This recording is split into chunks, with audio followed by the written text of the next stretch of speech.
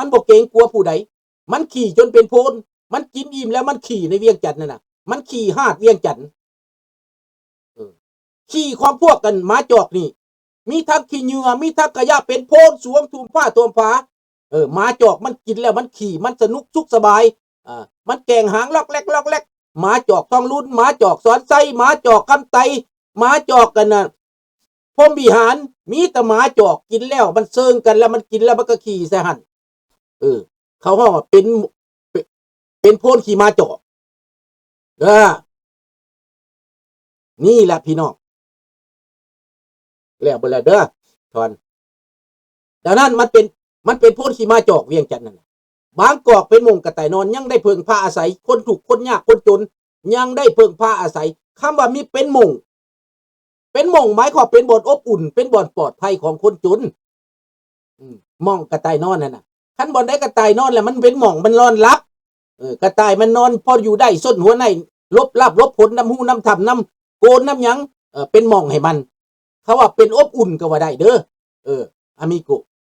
กระต่ายมีความอบอุ่นได้เงินเดือนแต่หมาจอกนี่อาละวาดกินซีนกินเนื้อกินไข่กินโหดเหี้ยมหมาจอกเด้อแปลให้แล้วเด้อบัดนี้คันเขาได้แปลบ่ได้ลุงแปลให้เองตำรานี่ลุงตีแต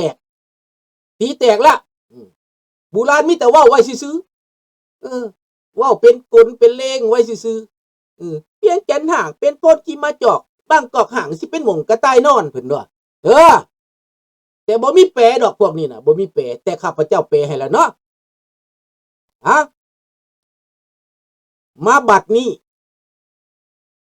ประเด็นของเฮาในมือนี้นั้นอันนั่นแหละแม่นเบิดแหละสแกมเมอร์แม่นหมาจอกเบิดได้หั่นน่ะเขาว่าโพดหมาจอกเบิดได้แม่นเบิดสแกมเมอร์ก็รวมอยู่ในหมาจอกพวกโจรและแม่นหมาจอกเบิดหาล่าเนื้อหากินของผู้อื่นหาหลักของผู้อื่นแล้วมันก็เซิงกันให้เฮาเบิ่งได้เซิงกันแผ่ลูกแผ่หลานออกมามีแต่หมาจอกพวกแก้วแม่นหมาจอกเบิดพวกเจ๊กก็หมาจอกพวกรัสเซียก็หมาจอกพวกทุนสามานแม่นหมาจอกเบิดท่านผู้ใดอยากเข้าใจละแปลให้แล้วแม่นหมาจอกแม่นพวกบ่ดีความหมายว่าม่านอักเดอร์ม่านคืออเมริกาเว้านั่นแหละแต่เจ้าแปลเขาได้บ่ล่ะอเมริกาเว้านี่จะต้องแปลเขาได้เป็นโพนสแกมเมอร์เป็นโพนขี่หมาจอกนั่นอันนั้นแหละเป็นโพนสแกมเมอร์นะมีคาสิโนมีคิงโรมันมีน่ะแดนสวรรค์ภูเขาควายน้ำงืมมีแม่จ้างเต็มบ้านเต็มเมืองหมาจอกเซิงกันยังวะหมาจอกต่างประเทศนี่ก็พวกลาวลิงนี่ก็เป็นหมาจอกคือกัน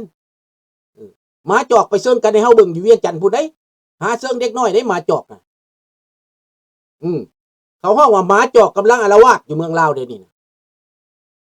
ดังนั้นหมาจอกขี่จนเป็นโพนมันไปกินไปลิ่นบ่แม่นน้อยโตได้เป็นล้านๆโตได้หมาจอกกันขี่จนเป็นโพนพังเอาเป็นโพนขี่หมาจอกนะบัดบางกอกห้างผัดเป็นหม่องกระต่ายนอนผัดยังได้เพิ่งพาอาศัยคนทุกคนยากได้เพิ่งกรุงเทพได้เพิ่งเมืองไทยเป็นหม่องให้นอนคันว่านอนหม่องนอนเป็นหยังเป็นบ่อนผักผ้าอาศัยผักใจหาเงินหาคำส้นอยู่ลี่อยู่อุบอยู่เป็นหม่องลี่หม่องนอนกระต่ายมันลี่นอนหั่นนะนี่แหละฟังเอายุคนี่ฮอดแล้วถึกแล้ว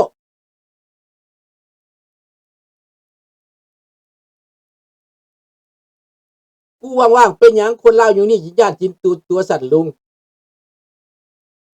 กะคนลาวเฮามันบ่เข้าใจมันบ่มีความรู้มันถูกปิดบังมา50 ปีมันปิดมันบ่ให้เจ้าเฮียนรู้50 ปีมันตัวเจ้ามามันสร้างความฝันให้เจ้ามา50 ปีตัวเจ้าตัวได้50 ปีพี่น้องรวมทั้งมันอยู่ป่าอีก20 ปีเป็น70 ปีมันตัวลัทธิคอมมิวนิสต์ตัวได้70 ปีพี่น้องบังตัวแตกคันสิแตกก็แม่นลุงสุนทราเตะบังตัวแตกพี่น้องแตกบัดนี้แหละตายเฮือเนี่ยแองเข้ามาหมายเข้ามาแบบใดมื้อหน้าสิมาสรุปเด้อ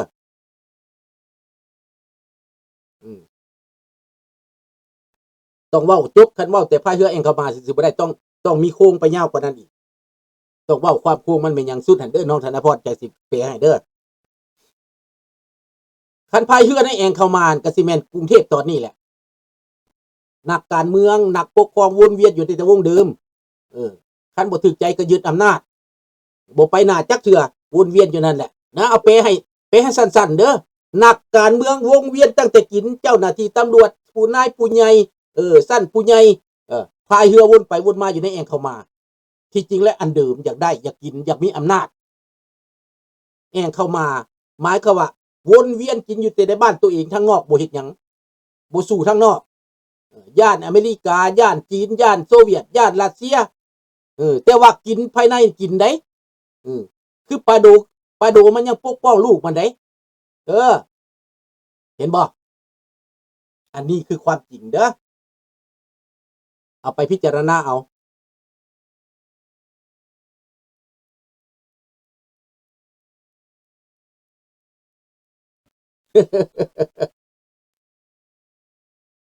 บัดนี้พี่น้องสบายดีสิริภาษามื้อนี้ประเด็นของเฮาแปลว่าลาวแดงคิดว่ารัสเซียและเวียดนามจะมาคุมกะลาหัวพวกเขาได้มันพึ่งได้มันหวังพึ่งเก๋วมันหวังพึ่งรัสเซียแต่ฮอดเวลาแล้วคุมกะลาหัวมันบ่ได้ดอกให้เจ้าเบิ่งเอาว่าเวเนซุเอลาเอาน้ำมันเอาแผ่นดินเอาประเทศเอาอำนาจไปมอบให้โซเวียตมอบให้จีนมอบให้รัสเซียฮอดเวลาแล้วคุมหัวบ่ได้อิหร่านให้เบิดทุกอย่างเทคโนโลยีมอบให้รัสเซียอาวุธขนไปให้เรือถึก 3-4 ลำถึงยิงลมในทะเลกาสเปียนเรืออิหร่านขนอาวุธไปให้รัสเซียฮอดตอนนี้นะใกล้สิตายอยู่นี่นะยังได้ขนอาวุธไปให้รัสเซียอยู่อิหร่านได้ให้เบิ่งเอาแล้วแม่นไผสิคุมกะลาหัวลาวแดงไว้ตอนนี้นะข้าวทองสวรรค์พรหมวิหารใส่ท่านุ่มนวลจะหลอกทูตอเมริกาผู้ที่จะลากลับใส่ความนุ่มนวลเพราะว่าย่านอเมริกาขอผูกสัมพันธ์ขอหอยแข้งหอยขาไว้เน้ท่านทูตฝากเน้คันบ้านข่อยเป็นอันใดก็ฝากเจ้าไว้เน้ทองสวรรค์ได้ลูกบักไก่สอนได้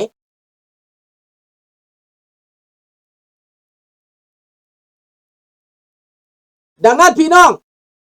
ในเมื่อว่าลาวนี้ถูกอเมริกาตัดทุกสิ่งทุกอย่างตัดงบประมาณตัดการช่วยเหลือตัดการทูตขับแคบลงมาแต่ลาวแดงเฮ็ดยังบ่ได้รัสเซียก็มาซอยบ่ได้เด็กน้อยที่ไปเฮียนรัสเซียไปสู้รบซอยรัสเซียก็ตายถูกจับ700,000กว่าคนไปตายหนาวทหารรัสเซียไปตายหนาวบ่มีผู้ใดคุ้มกะลาหัวมันได้บักลาวแดงที่เอาไปหาบักกิมไปปรึกษาบักกิมก็บ่สามารถมาคุ้มกะลาหัวมันได้ข้าพเจ้าเตือนสุดท้ายให้บักทองลูนกับบักทองสวรรค์บักไสสมพรและก็พวกบักบัวบักไอ้สั่งบักสอนไส้4,000 ดอนบ่มีไผคุ้มกะลาหัวพวกนี้ได้พี่น้องถึงเวลาแล้วฟังเอาเด้อลุงเว้านี่นะอิหร่านเฮ็ดน้ำรัสเซียนี่มอบให้ทุกอย่างแต่รัสเซียก็มาคุ้มกะลาหัวเลยบ่ซอยเลยบาชาร์อาซัดมอบทุกสิ่งทุกอย่างเงินคำขนไปไว้อยู่รัสเซียเอาไปให้บักโปรตีนจำนวนหนึ่งแบ่งปันให้รัสเซียเอาไปกินเสียภาษีให้รัสเซียเป็นหลายพันล้านแต่20,000 ล้านนั้นขอเป็นของตัวเองอีก20 กว่าพันล้านเอาให้ปูตินครึ่งต่อครึ่ง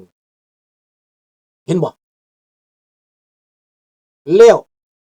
รัสเซียเขามาเฮ็ดสงครามก็เสียพ่ายแพ้แตกยับพวกวักเนอร์แตกยับอยู่ในอัน อยู่ในซีเรียพ่ายแพ้พวกชาวเคิร์ดพ่ายแพ้พวกชาวซีเรียเสรีพี่น้องพ่ายแพ้ให้พวก YPG ดังนั้นปัจจุบันนี้พี่น้องรู้จักว่าแม่นหยังเกิดเรื่องขึ้นในอิหร่านฟังเดี๋ยวสิมาสรุปว่าบ่มีผู้ใดมาคุมหัวบักทองรุนได้นะขนาดอายาตอลลอฮ์โคมาเนอีนะก็ยังบ่มีผู้ใดคุมหัวมันไว้ได้ฟังเด้อและเป็นหยังปัญหาจึงเกิดในอิหร่านหลังจากซีเรียล่มสลายไป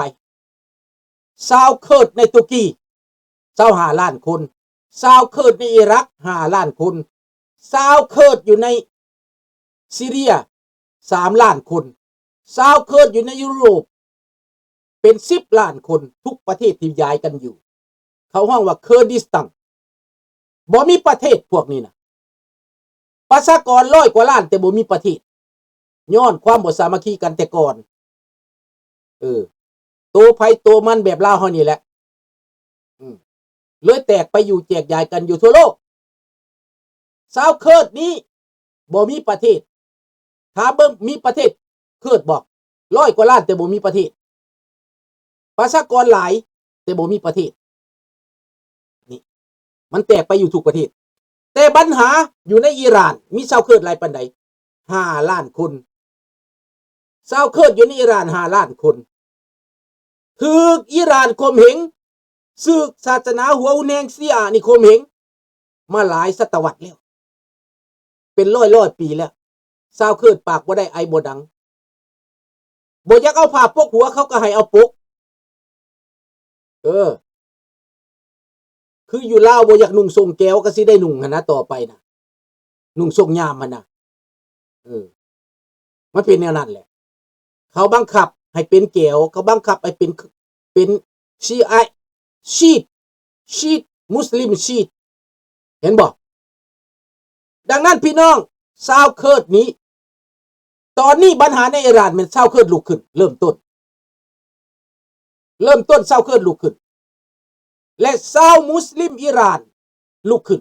ร่วมกันกับชาวเคิร์ดกองกำลังเคิร์ดนั้นอยู่ทางตาจิกอยู่ทางอันนั้นเลาะเข้ามากำลังเตรียมพร้อมสิมาซอยอเมริกาชาวเคิร์ดทั่วโลกกำลังซอยอเมริกาชาวอิหร่านทั่วโลกกำลังซอยอเมริกาให้ไล่พวก